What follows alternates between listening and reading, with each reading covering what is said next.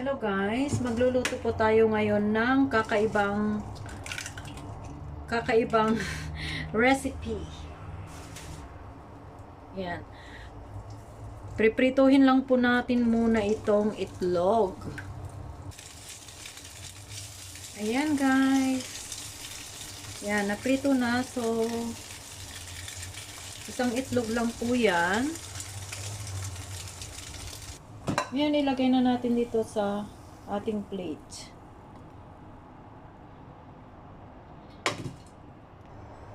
Ngayon, maglagay tayo ng bawang.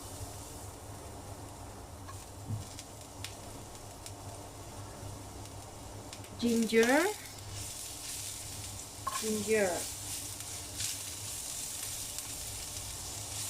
So, kung gusto niyo ng maraming ginger, pwedeng-pwede. Kung gusto niyo maraming bawang, pwedeng-pwede po. And now, ilagay natin itong chili.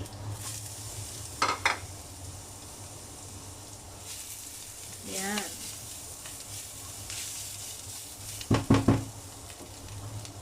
So, ngayon, ilagay na natin itong kale.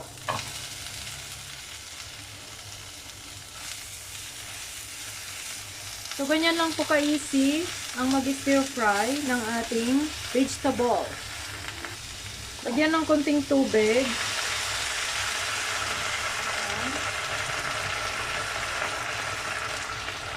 Para madali lang maluto ang ating vegetable.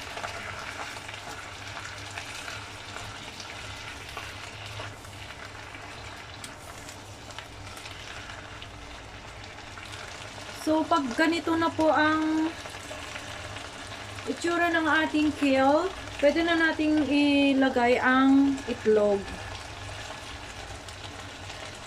Yung naprito natin itlog kanina.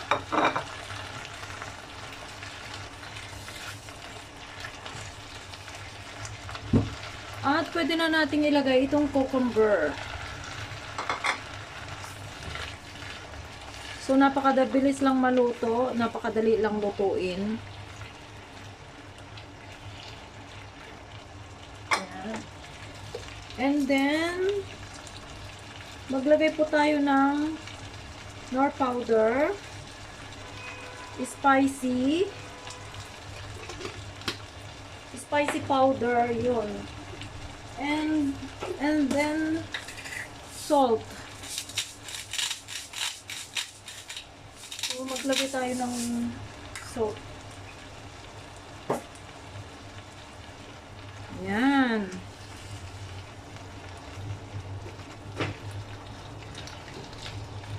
So, haluin lang ng haluin po. Ang bango. Nangangamoy po ang pinaghahalong ginger at garlic. So, ayan. Napakabilis lang.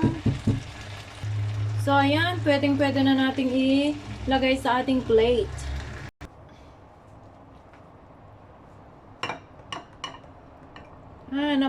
Napaka-greeny.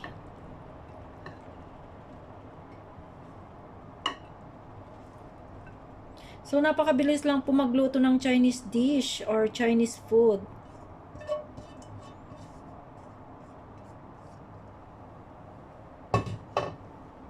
Ayan.